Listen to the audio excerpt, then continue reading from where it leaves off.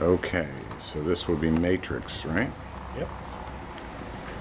Pan over here gracefully. Okay, we're going to repair this area with matrix. First thing you always want to make sure is you have a properly prepped surface. So we have square cut shoulders. We have at least a minimum of a ½ inch depth everywhere for the repair. So we're good there. All our prep work has been done. We need to make sure that we create an SSD condition. So SSD stands for saturated, but the surface is dry.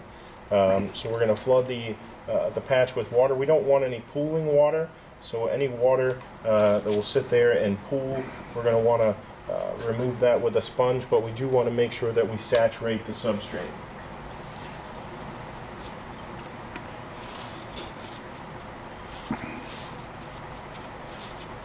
Okay, while that gets saturated, we're going to mix up our material. With matrix, we mix about 4.5 parts powder to 1 part water.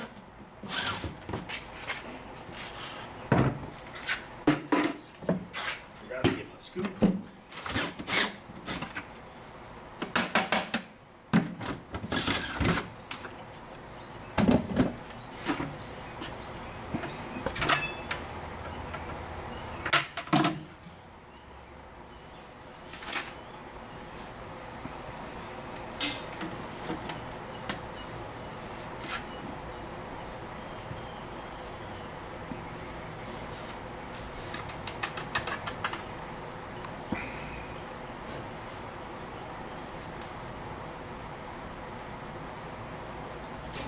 Or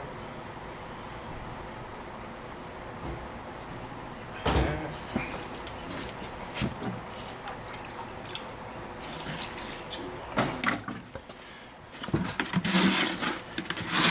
So the matrix, when it mixes up, it has a finer aggregate. It's more like, I always kind of compare it to like clay. Batch it.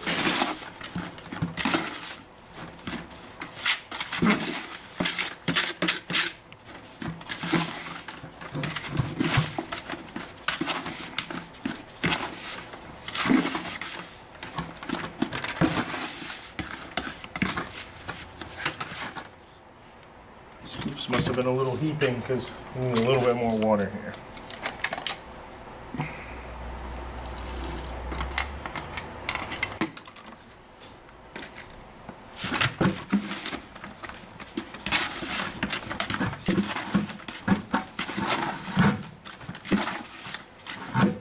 Again, you don't want it to be, when you mix it over, you don't want it to be all one big clump, and you don't want it to be sandy, so you should see some clumps in there, and that looks pretty good.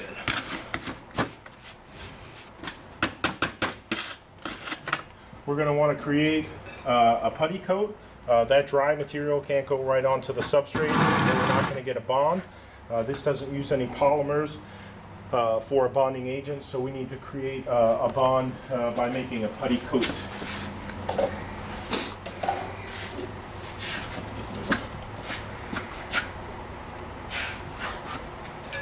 So we're going to take a little bit of this drier material, this 4.5 parts to 1, add a little bit of water to it, and create a putty coat or a bond coat.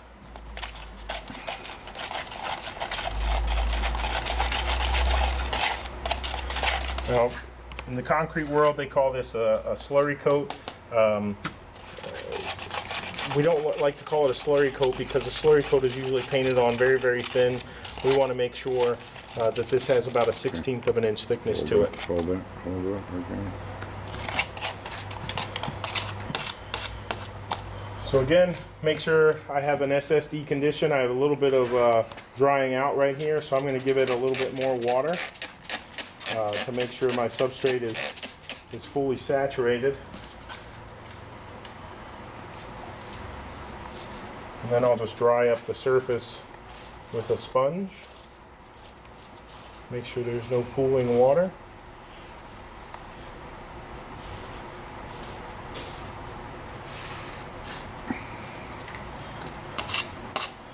And I'll apply my putty coat.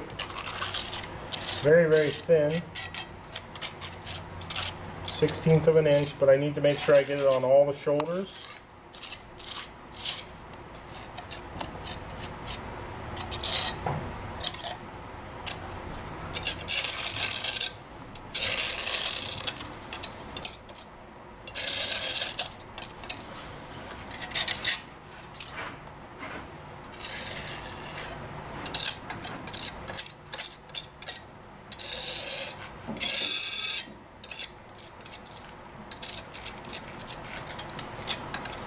If I have too much, I can definitely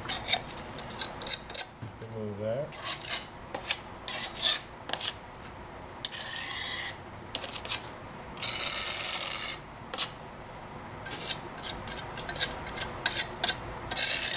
All right. Before this putty coat dries out, I need to get the 4.5 1 mix installed.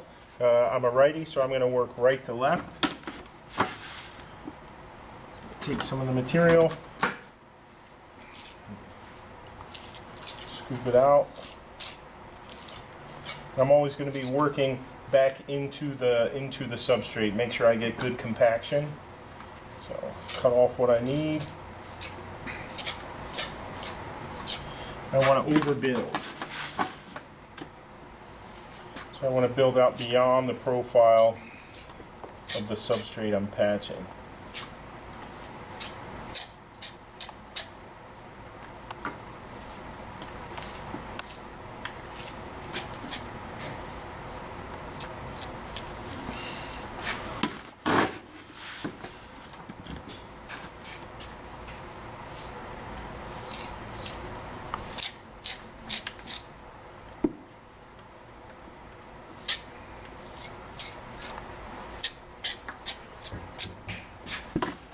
When I get to the end, I'm going to have to reverse the stroke to make sure that I go back into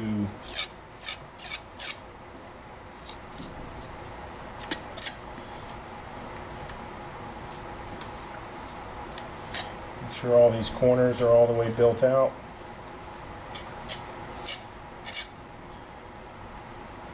Make sure we don't have any low spots.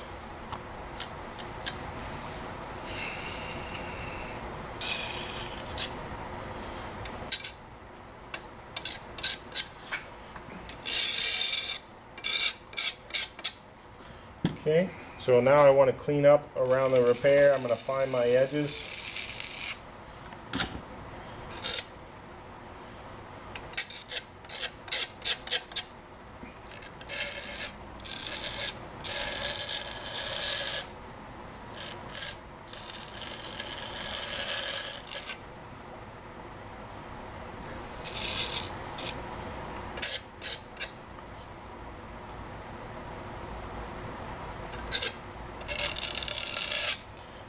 You can do a little bit of pre-screeding, and that's just, if you're really, really high in an area, we could just take a little bit of material off. We only need to be about 1/8 to a 1/4 inch high. So on this left side, I'm a little higher than on the right side. Pre-screeding is also very helpful and lets you know, you can see the mortar sticks to the miter rod. It also lets you know if you're low in any areas too. So I'm lower here because I'm not getting any scratching, but I'm still higher than the original profile of the substrate. It also opens up the pores, helps the repair material dry out a little bit faster. So kind of have it pre-screeded. It's going to finish setting up. So I found my edges, but I still have all these mortar smears around the repair. What I need to do is have a clean bucket of water and one of these rubber sponges. The rubber sponges are great, one, because they don't pull a lot of water, and also they keep a nice straight edge. So when you're working a repair, it's great to clean up around the repair because you can just kind of rotate to a clean edge every time and almost come right up to the edge of the repair and clean up all those mortar smears. So you can just see me kind of rotating the sponge to the clean edge, and I'm picking up all those mortar smears, and then I won't get a white halo around my repair.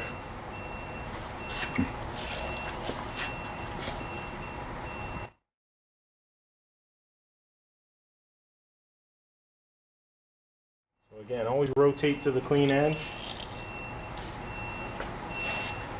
These.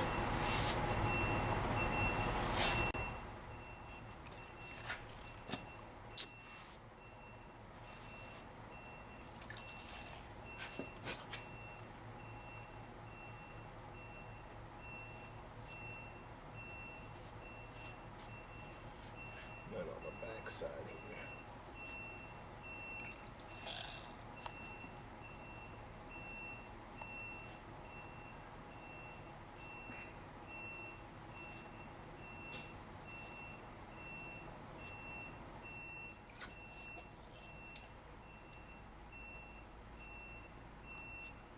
There we go.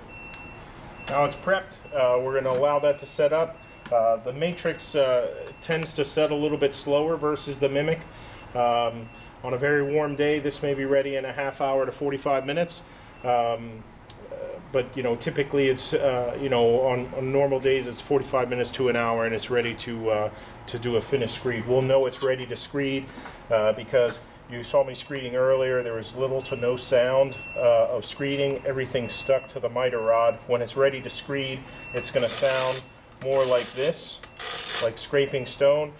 Very little or none is going to stick to the miter rod, and it'll fall off like grains of sand versus sticking to the miter rod. So we're going to wait for that. We'll be back soon. Okay, this is the matrix patch. Going to screed those. What's the time? 11:30. This patch has probably been in for almost 2 hours.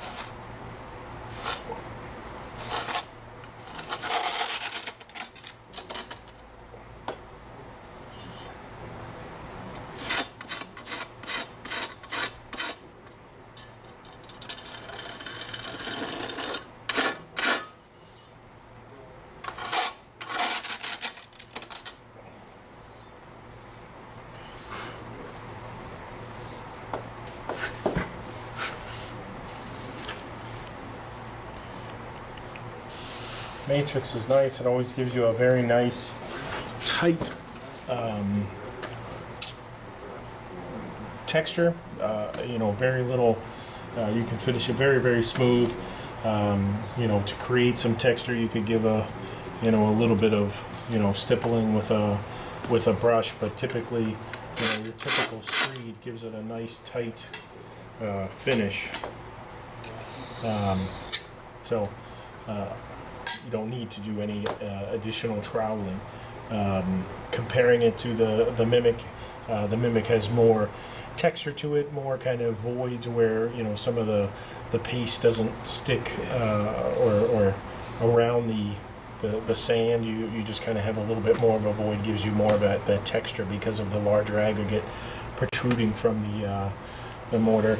Nice tight corner. We're good to go. You would just clean up with your sponge around there as part of your finished repair.